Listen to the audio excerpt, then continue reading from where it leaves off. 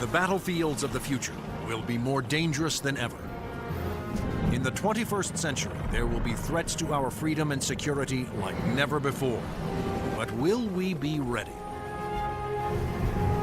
Battles will be fought on land and sea, but they will not be won without supremacy in the air. Enter the incredible world of 21st century combat.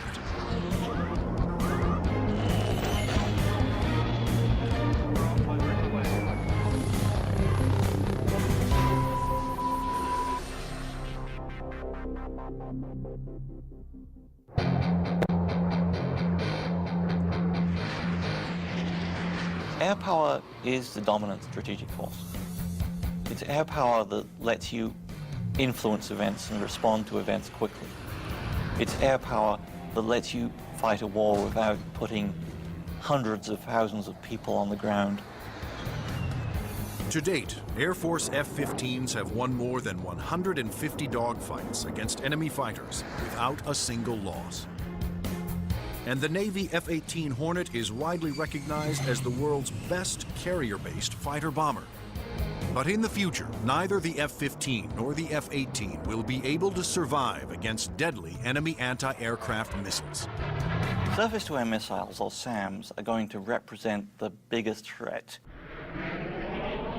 Those very formidable systems developed in Russia or China will have to be taken out of action very quickly in any future conflict. The fighter of the future will need to be stealthy to slip past enemy radar.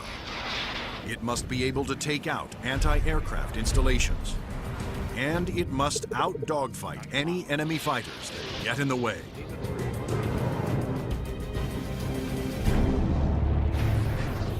That future fighter is already here. The F-22 Raptor, the air dominance fighter of the 21st century. Developed by Lockheed Martin, this advanced tactical fighter has been designed to be the first plane to cross enemy lines, clearing the way for all other forces.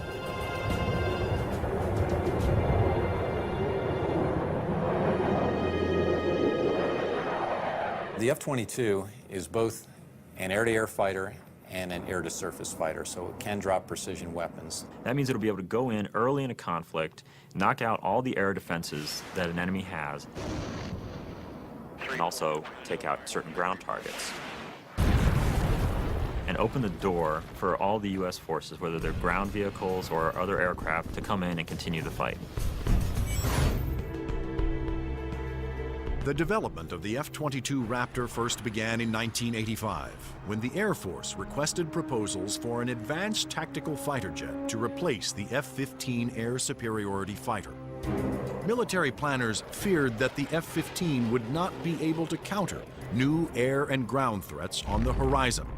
The result was the creation of the F-22.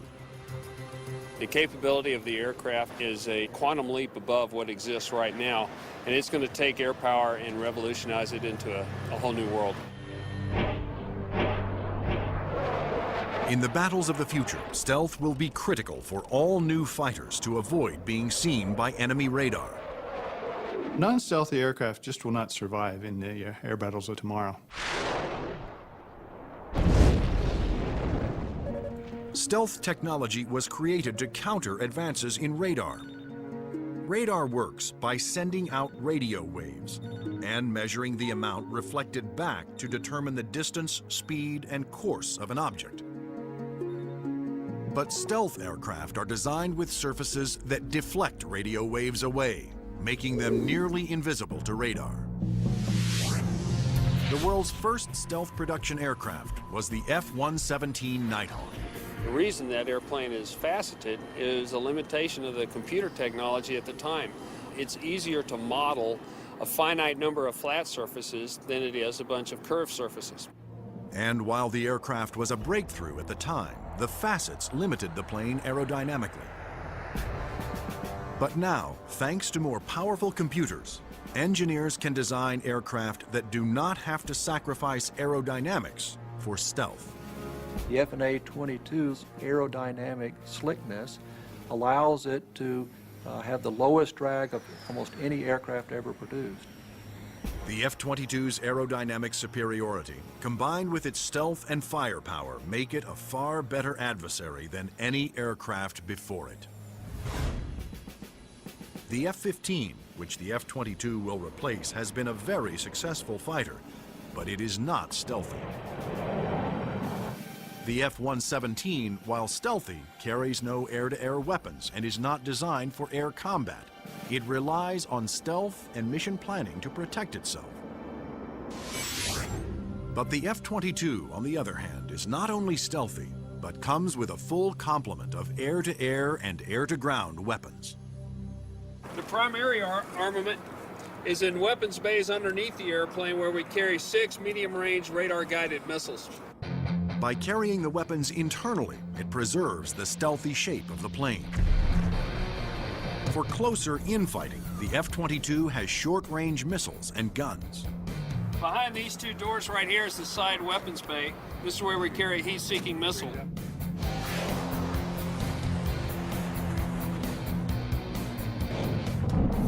For close-in armament, the Raptor is equipped with the M61A2 cannon. The muzzle is hidden right behind this door right here. It's hidden because of the stealth characteristics of the airplane.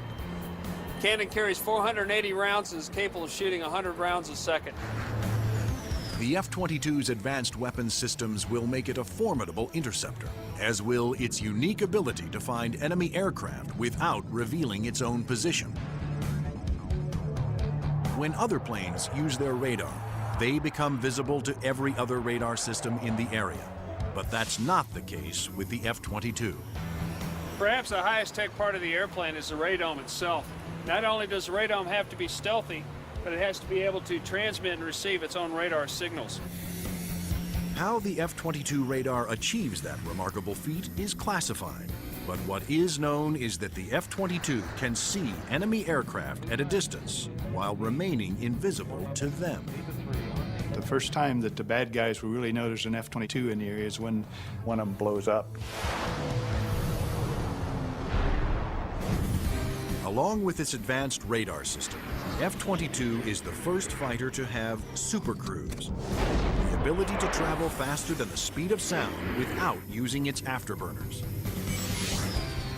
A jet's afterburners boost speed by pouring fuel directly into the hot blast of the engines, adding fiery extra thrust. But afterburners are also wasteful, consuming enormous amounts of fuel, dramatically affecting the range and duration of a plane's mission. But the F-22 doesn't have that problem.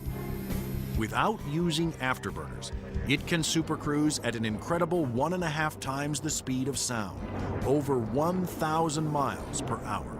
This is all about our pilots being able to go fast, minimize the amount of time they are exposed to any threat, do the mission that we've sent them to do, turn around and come home safely.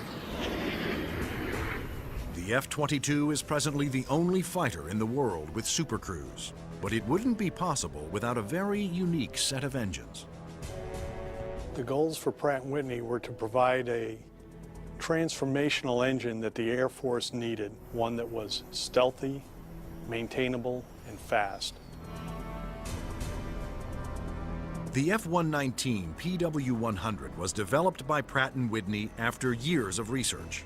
It sets the new standard for jet engines.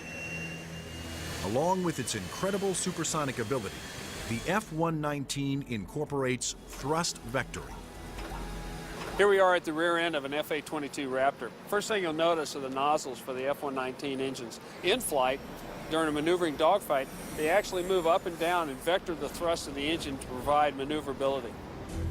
It helps us turn inside any foe, maneuver at low or high speeds to outmaneuver another airplane or potentially an enemy weapon that's headed towards us. The F-22's stealth, supercruise, and vector thrusting are impressive breakthroughs, but its most outstanding feature may be its ability to nearly fly itself through advanced computerized controls. It relieves the pilot of all the duties, gives the pilot total freedom to just look out engaged in the combat scenario.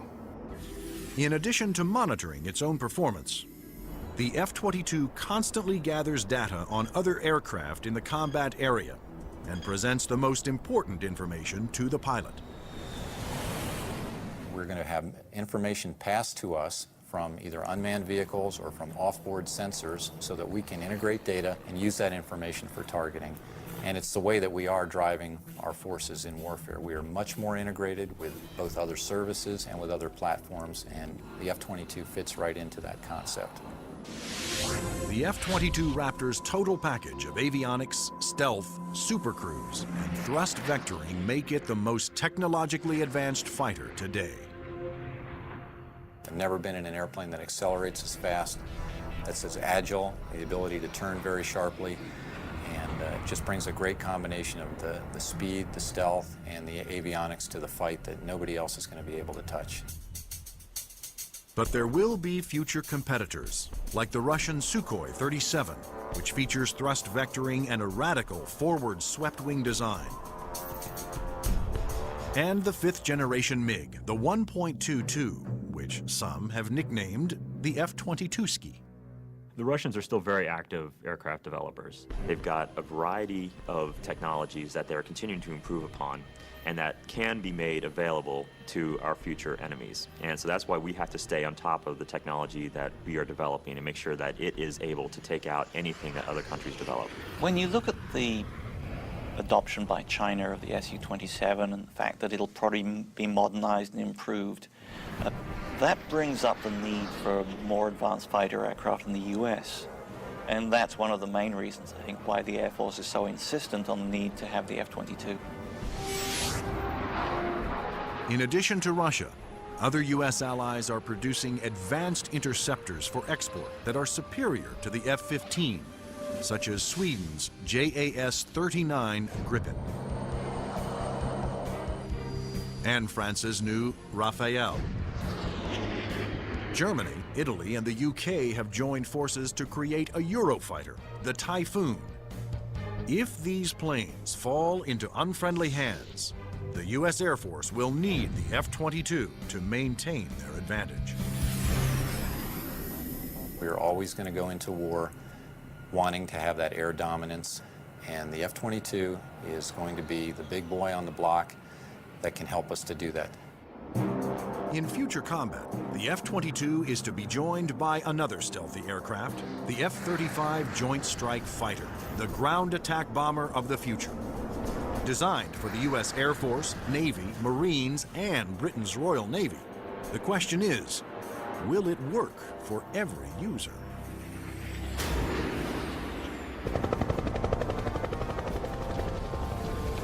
The rules of war have changed. Brute force has given way to high tech, and conventional weapons of the past will no longer be effective.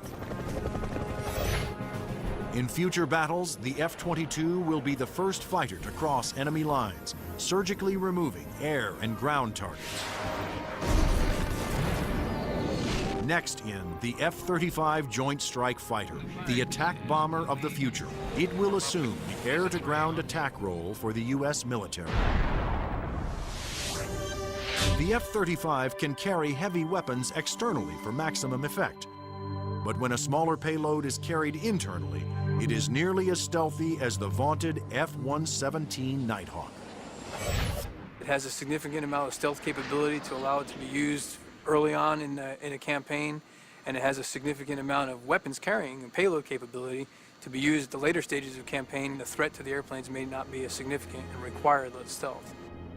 The development of the F-35 was driven by the Armed Forces' desire to save costs by creating a ground attack bomber that would meet the needs of the Air Force, Navy, Marines, and Britain's Royal Navy. Airplanes are becoming very expensive these days, and we had to do something to get the cost of these airplanes back down to a reasonable level. The F-35 is expected to cost about $40 million, one-third the cost of an F-22 Raptor. But could one basic airframe be designed to satisfy so many different military demands? Each armed service wanted a stealthy ground attack bomber, but the Marines also needed a plane with short takeoff and vertical landing capability. The U.S. Navy required a craft with larger wings, heavy-duty landing gear, and an arresting hook for carrier landings.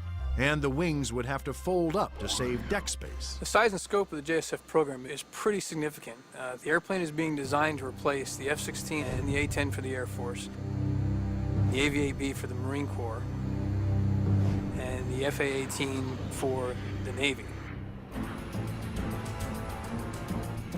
Unlike the twin-engine F-22 Raptor, the F-35 Joint Strike Fighter was designed around a single engine to keep down not only costs, but weight. A lighter plane can carry more weapons. For the Joint Strike Fighter, one of the keys of its mission is the ability to handle a large amount of ordnance and bring it to an enemy site. That all works better with a single engine.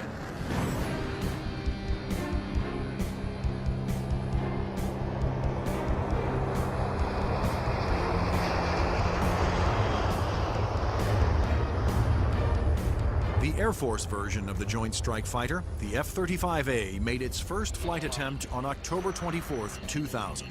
Tom Morgenfeld, who had been a test pilot for the F-22 Raptor, was at the controls. Well, a million things are going through your mind. Your eyes are everywhere, you're listening, you're watching. Your senses are tuned to an incredible level because you're sensing and feeling the airplane for the very first time. It flies wonderfully. It's definitely a pilot's airplane. The Air Force testing went smoothly. Next, a Navy version was built with heavy-duty landing gear and wider wings for the slow speeds needed to land on carriers. Navy test pilots flew touch and goes, demonstrating the F-35's ability to land within the space of a carrier's flight deck. But the most difficult challenge still lay ahead for the F-35 program. The Marine Corps needed a version that could perform short takeoffs and vertical landings, STOVL for short. The STOVL capability is extremely important to the Marine Corps because the airplane can go just about anywhere that the rest of the forces can go. It's not limited to needing a large runway. It doesn't need a really big ship to operate off of. Engineers at Lockheed Martin, the designers of the F-35 Joint Strike Fighter, took a hard look at the AV-8B Harrier, the STOVL fighter that the new aircraft would have to improve upon. The Harrier is a great airplane if you look at the fact that it's basically 1960s technology. It's achieving all those wondrous STOVL flight sort of maneuvers without the aid of a lot of computers. The Harrier's ability to take off, hover, and land vertically is achieved by vectored thrust. The powerful force of its jet engine is directed downwards through 4 nozzles that can pivot 90 degrees. I was brought in because I am a Harrier pilot with almost 1,600 hours in that airplane. So all of the lessons learned I have from the Harrier airframe and operational experience I have, I was able to bring to the program and use those to help evaluate the X-35 STOVL version. For hovering, engineers gambled on a radical new system. They planned to supplement the vectored thrust method by harnessing the jet engine to a drive shaft that would power a fan to blast air downward. In 1991, we unveiled this shaft-driven lift fan system to the technical world. Some actually said, "You gotta be kidding me. Are you guys serious?" The lift fan required doors to open behind the pilot on the top and bottom of the plane to draw in more air. The fan would blast air down mid-ship, while the jet nozzle in back swiveled, blowing its powerful exhaust down to create a balanced lift force. The shaft-driven lift fan system allows you to harness a lot more energy out of what the engine is producing. But harnessing a jet engine to a drive shaft proved to be extremely difficult. The mechanical energy we were dealing with in the shaft-driven lift fan system was very large. We had 28,000 horsepower being transmitted from the drive shaft from the main engine to the lift fan. And that's similar to the power going through a U.S. naval destroyer. The lift fan's ability to blend large amounts of cool air with the hot jet exhaust provided another important benefit. One of the things we learned in JSF was to combine the jet exhaust to get a lower combined temperature than the Harrier. This allowed us to avoid some of the problems. Large amounts of cool air with the hot jet exhaust provided another important benefit. One of the things we learned in JSF was to combine the jet exhaust to get a lower combined temperature than the Harrier. This allowed us to avoid some of the problems with concrete where the concrete would actually burst and explode under the high temperature and high jet exhaust from the Harrier. At the Lockheed Martin test facility in Palmdale, California, the revolutionary lift fan system was put to the ultimate test, in the air. If the lift fan failed during hover, the plane would crash.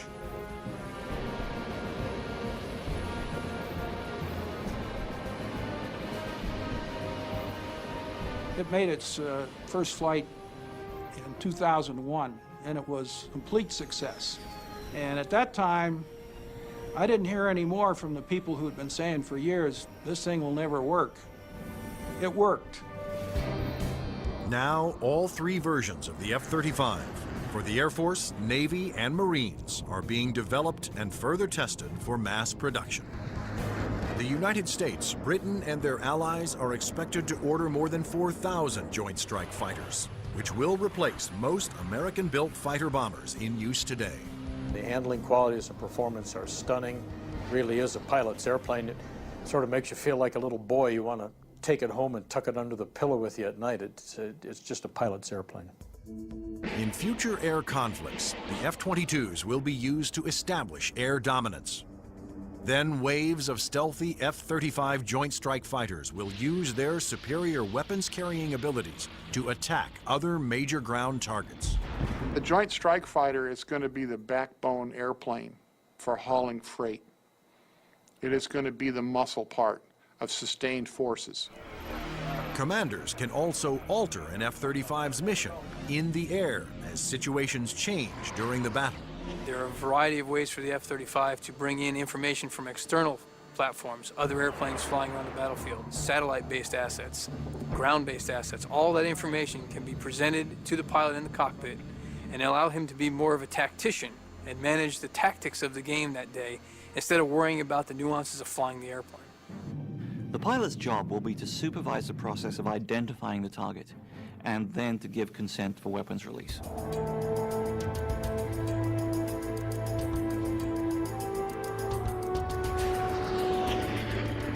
The Joint Strike Fighter will be able to carry a wide range of weapons, to include the heavier weapons such as the 2,000-pound bunker busters and 2,000-pound blast weapons.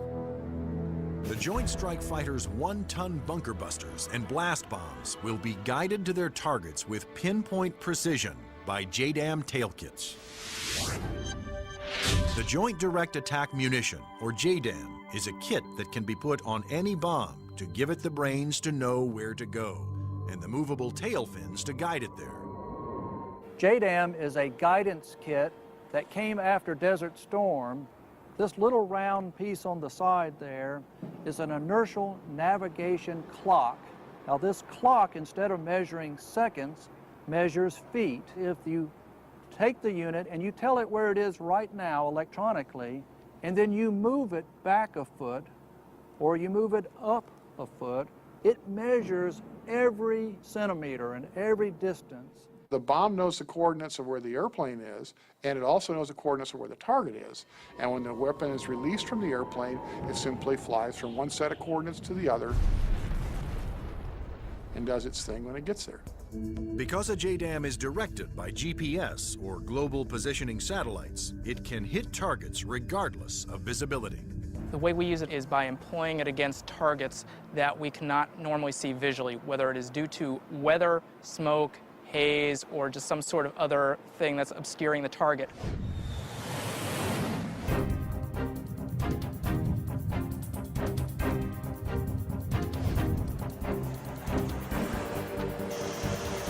As a JDAM falls, its inertial clock keeps track of its position and signals the tail to make course corrections, directing it to the target.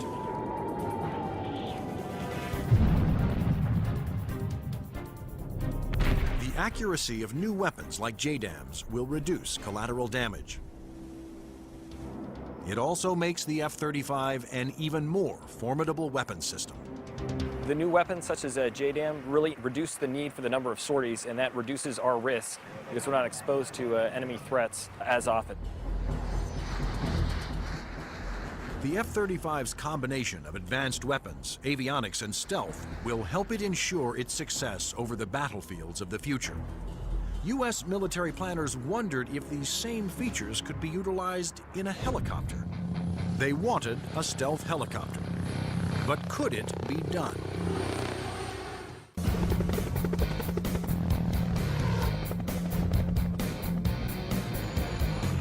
Over the last 50 years, helicopters have evolved from slow-moving multi-purpose support vehicles to fast-moving frontline attack ships. But in the high-tech wars of the future, speed alone is not enough.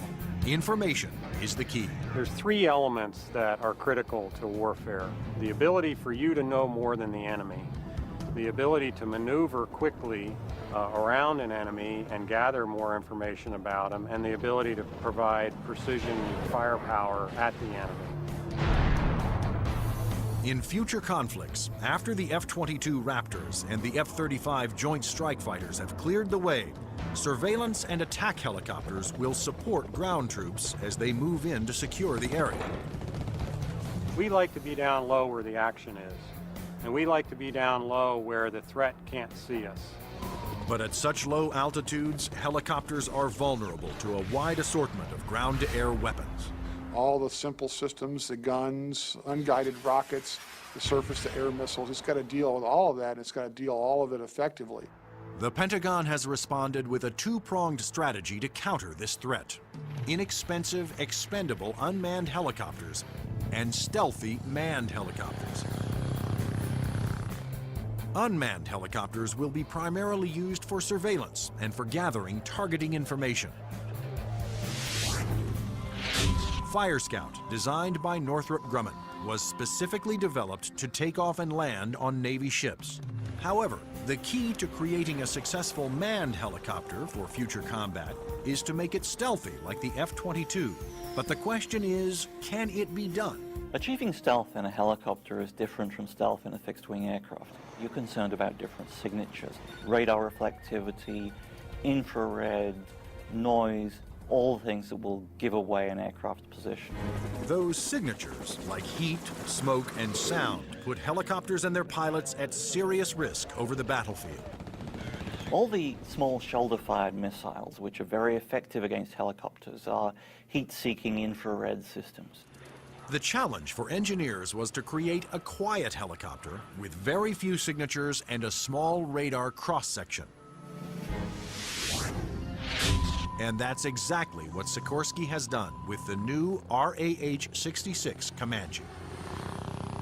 In the Comanche, with all the stealth capabilities, we can defeat the radar threat.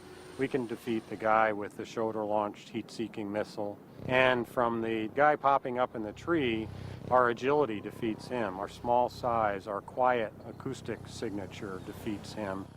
Often the first thing you hear from a helicopter is the sound of the wake from the main rotor hitting the wake from the tail rotor. In the Comanche, the fan tail is shrouded, so there is no interaction between the fan blade tips and the main rotor tips, and it's also canted slightly. And those all contribute to reducing the acoustic signature. Engineers also experimented with the main rotor to find a quieter design. If you look at a Comanche, it's got a 5-blade rotor, and what that does is it cuts down the normal chop, chop, chop sound from a helicopter into a more discreet whir that kind of blends into the background. Reducing the heat signature of a helicopter is also essential to making it more survivable. When you look at a Comanche, the first thing you ask yourself is, where's the exhaust? Where does all this hot air get out of the engine? The Comanche's exhaust actually escapes through the tail boom, where it is instantly dispersed by cool air from the rotor. That missile has to have something to home in on, and that's a heat signature. Comanche defeats that by the engine exhaust being mixed with ambient air and cooling it so that there's no longer a heat plume for that missile to home in on. To defeat radar, the Comanche utilized the stealth secrets first developed for the F-117 Nighthawk. There are no radar-reflecting right angles on its outer fuselage, and all weapons are carried internally to help keep its stealthy shape. What's interesting about the helicopter is some of the things that achieve stealth actually make the helicopter better. Things like the retractable landing gear and the retractable weapons bays, that also makes it sleeker and faster. So once you've bought into the stealth part of it, you get other superior attributes. The main role of the Comanche is to give commanders an overview of the battlefield by providing up-to-the-minute information. Comanche is going to be basically their flying cavalryman. It's going to dart in and out, slash and cut, be a reconnaissance vehicle. As Comanche's two pilots gather data, their computer shares that data with other Allied forces. When the Comanche finds the enemy, he's going to kind of direct like a quarterback to apply the firepower to defeat that enemy.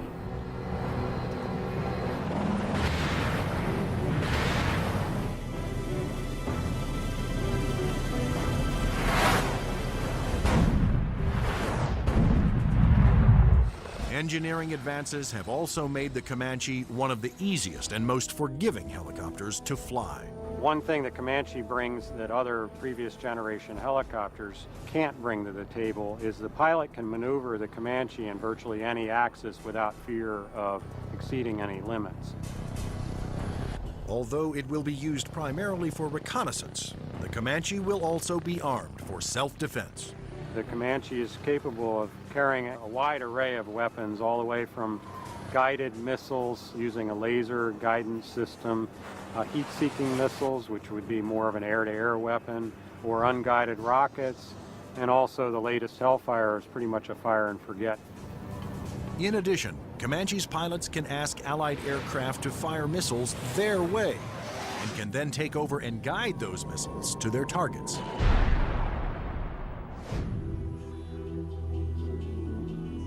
If the Comanche is hit, its computer system can often fix itself by reassigning vital functions to undamaged computer cards. This is where the computer brain of the Comanche is.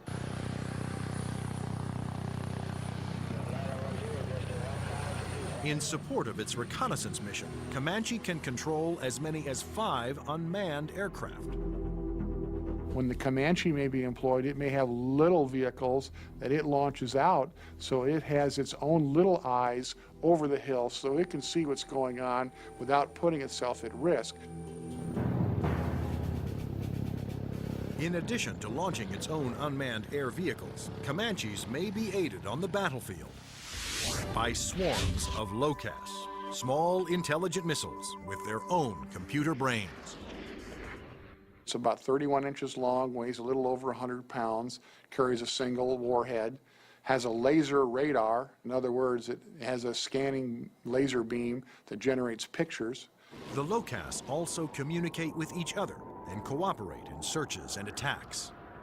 You could have a swarm of LOCASes, each of which has its own eyes, each of which is thinking, but each of which is communicating with each other. Send that imagery back to the operators who could either use these as surveillance probes or, in fact, as weapons themselves. Weapons like LOCAS reflect the trend toward electronically linking all Allied forces and weapons so that information can be shared and used by all. By networking aircraft over the battlefield, with surveillance platforms and other weapons systems, commanders can quickly change missions to take advantage of up-to-the-minute information. The key to the air battle of the future is not necessarily stealth, speed, or firepower.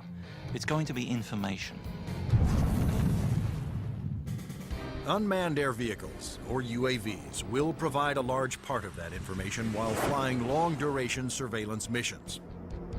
So, will the Air Force of the future have no pilots?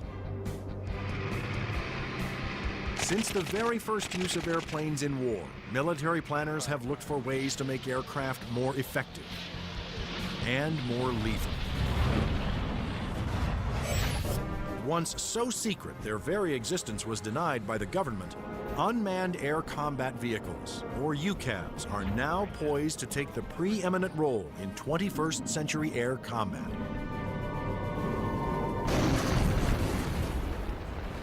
UAVs are certainly going to change air power in the 21st century.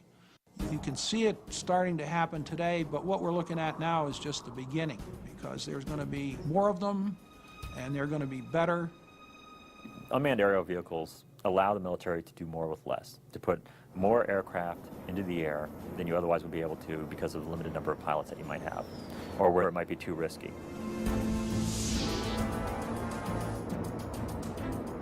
In the future, aircraft that have no pilots on board will carry out the most dangerous combat missions. Today, unmanned air vehicles, or UAVs, are already taking over the role of long-duration surveillance. UAVs don't have mothers. You lose a UAV in combat and nobody bats an eyelid. One of the earliest surveillance UAVs was the Predator. It was developed in the early 1990s. When you look at Predator, basically they start off as being long-endurance systems that can really persist over the battlefield. In Afghanistan, Predators provided critical real-time intelligence. And it was there that a Predator made an amazing transformation from surveillance to armed aerial attack. Fired a Hellfire missile, an Al-Qaeda convoy, and destroyed one of the vehicles in there. And at that point, it crossed the line from an unmanned aerial vehicle into an unmanned combat aerial vehicle. Today, the new Predator B can carry up to 10 Hellfire missiles. Of course, its primary mission is still what the military refers to as ISR, or Information, Surveillance, and Reconnaissance. It's basically a poor man's satellite. I mean, you can bring it in and let it dwell in an area. UAVs transmit important visual information to battlefield commanders via satellite or other data links. Once targets had been located, identified, and cataloged, these could be disseminated to other weapons or weapon systems. Reconnaissance UAVs have multiple ways of conducting surveillance. On clear days, they use specially stabilized optical lenses that can zoom to high magnification. At night, they use infrared, and under adverse conditions, they use synthetic aperture radar to pierce the thickest clouds, sandstorms, or oil field smoke. When the radar is reflected back, it can also be used to create a 3D image of objects. If the enemy chooses to use countermeasures or decoys or deception techniques, having to beat 3 systems is a lot harder than 1. The success of the Predator paved the way for the development of an even more advanced high-altitude jet-powered UAV by Northrop Grumman. It's called the Global Hawk, but unlike the Predator, it was designed to take off, fly its pre-programmed mission, and land all on its own, thanks to the GPS, or Global Positioning Satellite System. The Global Hawk is basically a much larger version of the Predator. It has higher altitude capabilities, increased payload. It can carry a lot more sensors, a lot more communication devices, and it can loiter over a battlefield for up to 35 hours. The Global Hawk can stay aloft for a day or more, providing constant near real-time video surveillance over an area the size of Illinois. Predator and Global Hawk give us an up-close view, which is something you can't get from a national asset, which would be a satellite type of thing. Though still in development, the Global Hawk had a dramatic impact during Operation Iraqi Freedom. A single prototype provided information to Allied forces on 55% of all time-sensitive targets, including mobile Scud missile launchers.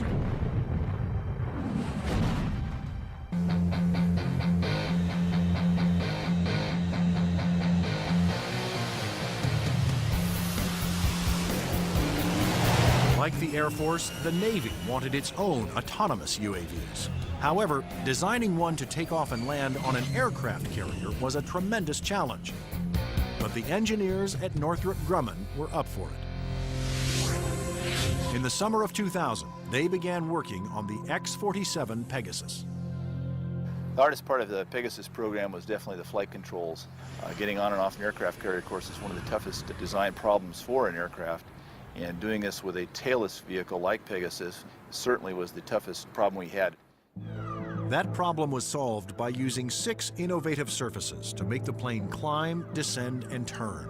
This surface just rotates up. The elevon, of course, both up and down, and then there's another inlay on the lower surface as well. The first flight of Pegasus, the demonstration was very, very successful. It lasted approximately 12 minutes. There was no human in the loop. But could Pegasus, without any human assistance, land within the tiny space between the arresting cables of an aircraft carrier? The engineers came up with an ingenious way to find out. And we actually glued a small paintball down under the bottom of the hook so we could get a clear touchdown point. That was quite an achievement that we're very proud of. The Navy will use its stealthy UAVs to get targeting information for its guns, missiles, and fighter aircraft. The initial focus has been on information, surveillance, and reconnaissance to provide targeting information to the Navy's strike packages.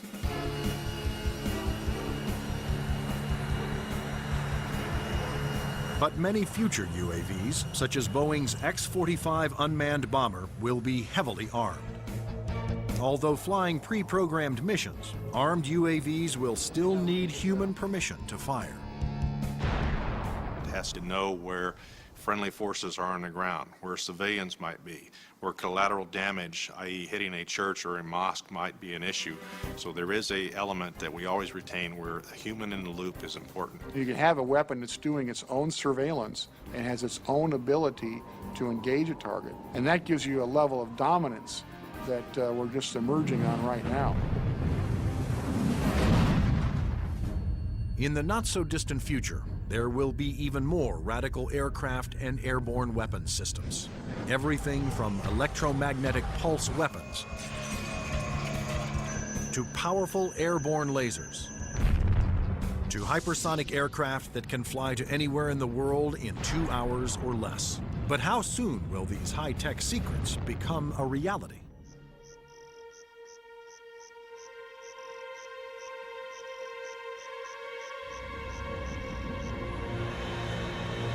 The enigmatic F-117 stealth jet flew in secret for 10 years before its existence was revealed to the public. Some of the unclassified projects that are acknowledged by the Pentagon seem more like science fiction than reality. The military is designing a weapon system designed to neutralize an enemy encampment or factory without destroying it and scattering nuclear, biological, or chemical materials. Electromagnetic pulse, or EMP weapons, will blast a highly concentrated magnetic field towards its target, overloading and destroying any electrical components.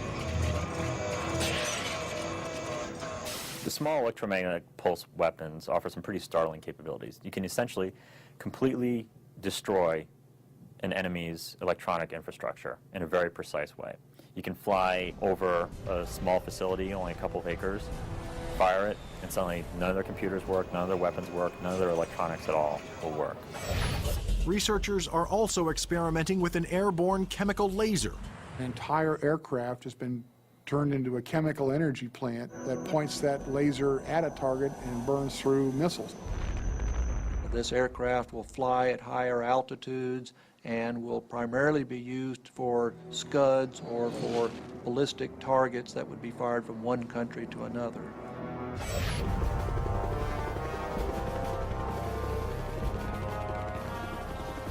American generals don't want a fair fight.